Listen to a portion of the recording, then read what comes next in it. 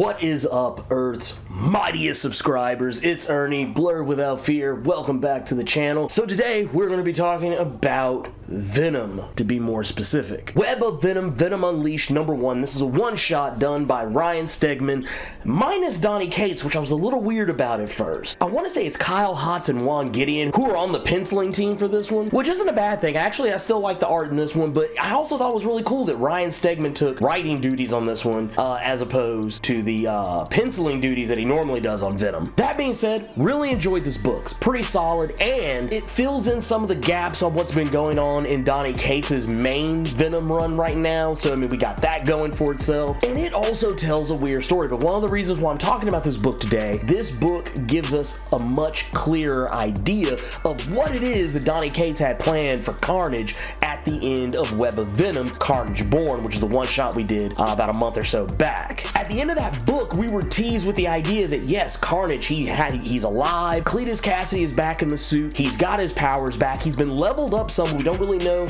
the full extent just yet. We'll get a little taste of it here. Just taste. But we saw the hit list, the kill list that Carnage has laid out, where he is trying to find the codex is hidden within anyone who's ever been bonded with a symbiote before. But before we get too deep into that, I just want to go ahead and say right now, because I feel like I don't know why I have to say this in every video now, but spoilers, duh. But before we get started, it only takes 2 clicks to become one of Earth's mightiest subscribers. Click, click. This book kicks off with Eddie Brock pretty much laying damn near comatose in what I can only imagine is a rundown motel, roach motel, something like that. And the symbiote is still taking on the guise of a dog, which is essentially about its level of, I don't want to say intelligence, but it's just its level of capability now. The Venom symbiote has been guarding Eddie Brock pretty much since he's been asleep, and during this time frame, he is attacked, or not really attacked, but he's about to be attacked by these people with these crazy red swirly eyes, not unlike what we usually see in people who are possessed by Null. Only, I'm gonna go ahead and tell you right now, it's not Null.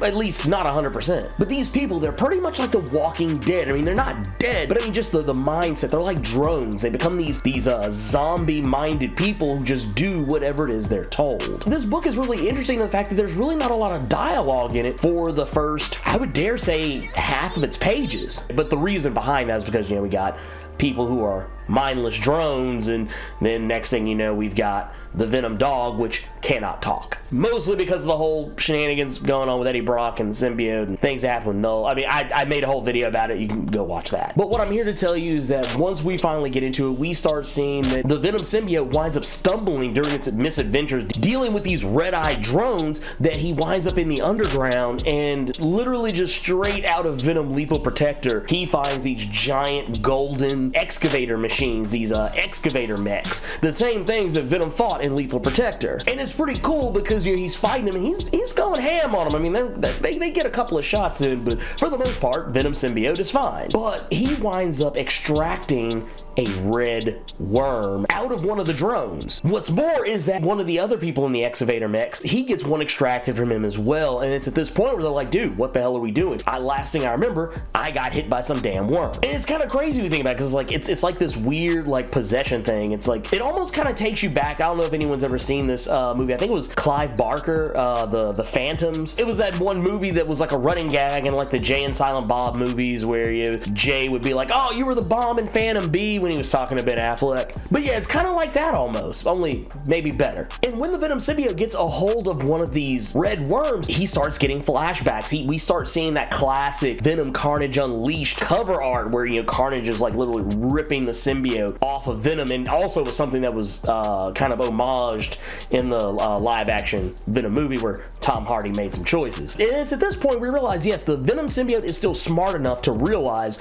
just how much of a threat Carnage is, and at this point he's like, no, we can't do this. We have to break this down. I mean, he's not saying it, but I mean, his actions are pretty much saying it. But Venom Puppers keeps going, and he winds up taking down a whole hive of these red-eyed drones, which are linked to Carnage, because he got that link when he bit into one of them, and he just starts taking them out. We don't really get to see this in action, but I mean, we pretty much get the idea when Dog Venom returns and just and just throws up a massive hairball of red worms. And when Eddie Brock wakes up and sees this, he's like, oh my god, I know exactly what this is. This is Carnage. Carnage is back, and we are in no shape to handle him, and he is our cross to bear. We have to be the ones to take him down. But right now in this state, with Eddie not being able to even talk to the Venom symbiote, and the Venom symbiote not even really able to full-on bond with him, right now Eddie's in deep shit because now he realizes he's gonna have to face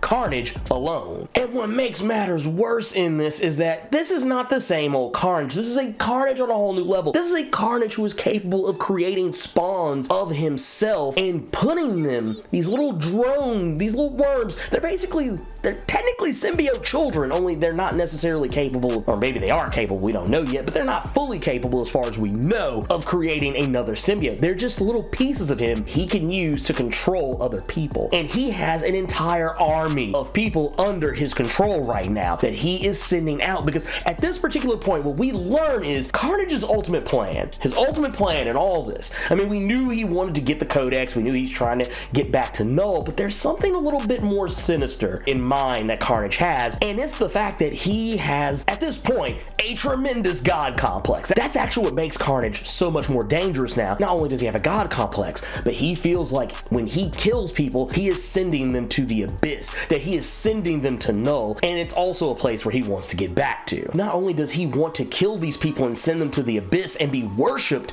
by these people like the god that he thinks he is now, having been bonded with a piece of the Grendel, so now he is even more connected to Null than he already was before. But what he wants is he wants the codexes of Venom. Not just any symbiote wielder, but anyone who's ever possessed Venom specifically. Those are the ones he's going after first, and the one he has on his list right now, that he's like I said, Carnage, he's got a list, he's checking it twice, the one he's coming after first is Eddie Brock. I'm pretty sure Carnage is aware of the situation going on with Venom and Eddie Brock right now, because he seems keenly aware that the Venom symbiote can't talk, because when we are getting this information, he is talking to the Venom symbiote. Because you gotta remember, the Codex doesn't matter if a person still has the symbiote. At any point that someone has ever had a symbiote, they have a Codex, and it is baked into their DNA just in case the symbiote ever comes back to its host, or if the symbiote goes back to the hive, it has that information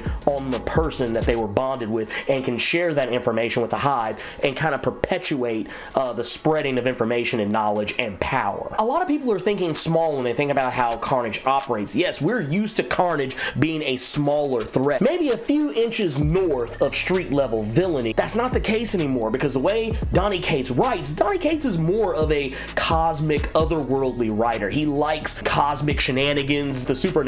He's really into that type of stuff. This is kind of going more in that direction, because at this point, because of the things that Venom has had to deal with fighting a freaking symbiote god that predates the creation of the universe itself, not only that, but he's also fighting a Carnage that has been leveled up to a god tier character. And this is a Carnage who is just, he's single-minded. He has this entire list, and he is planning to go through everyone, starting with Eddie Brock. So that's the lowdown on what's going on with Carnage, Venom, the whole Venom side of the Marvel Universe. And I gotta admit, I'm really excited. I was really excited at the end of Web of Venom, Carnage Born #1. That was a really good one-shot. I really enjoyed what they had going on there. I like what they were setting up for the, the wider narrative of Venom. And it kind of looks like they're setting up something for the wider Marvel Universe, as far as like, big story arcs that are coming down the pipe. I know we got, War of the Realms, which has nothing to do with Venom, but maybe in some weird way, maybe it will, because the Thor books have kind of been tied into Venom in, some weird ways because of stuff that Donny Cates and Jason Aaron have been ping-ponging back and forth off of each other. But yeah, I'm really curious to see where it goes. I'm really excited to see what Carnage has up his sleeve, because, I mean, yeah, this is actually probably the best Carnage has been in a long time. A Carnage with a god complex. How much more dangerous could that be? Pretty damn dangerous, I'd imagine.